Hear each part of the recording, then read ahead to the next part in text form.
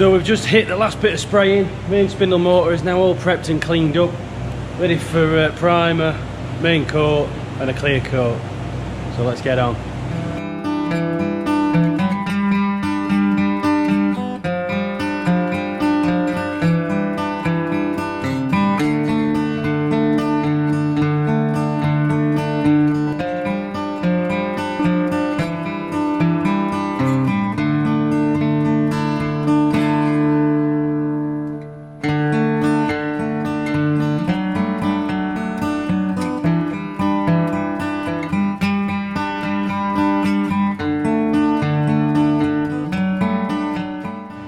Okay, that's the paint done.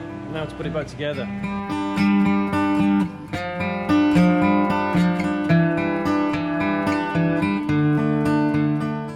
So since the last few clips, the motor's now been sprayed, put back together, and we're on and wired in.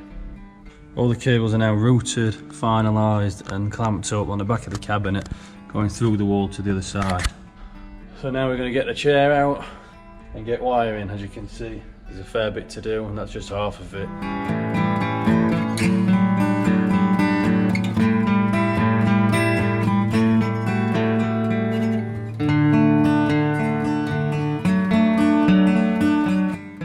So the second stages of the wiring are underway now. Probably about a third of the way in about 3 hours. So tomorrow, late afternoon, we should have got all these wired in, and then I've got to look at the external pumps. We can just see behind me on the coolant tank.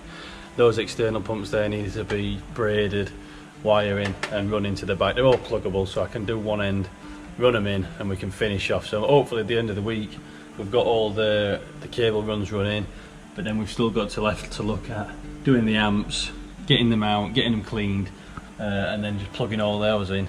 So by end of next week, power should be on and everything should get set up, and then we can start thinking about the alignments.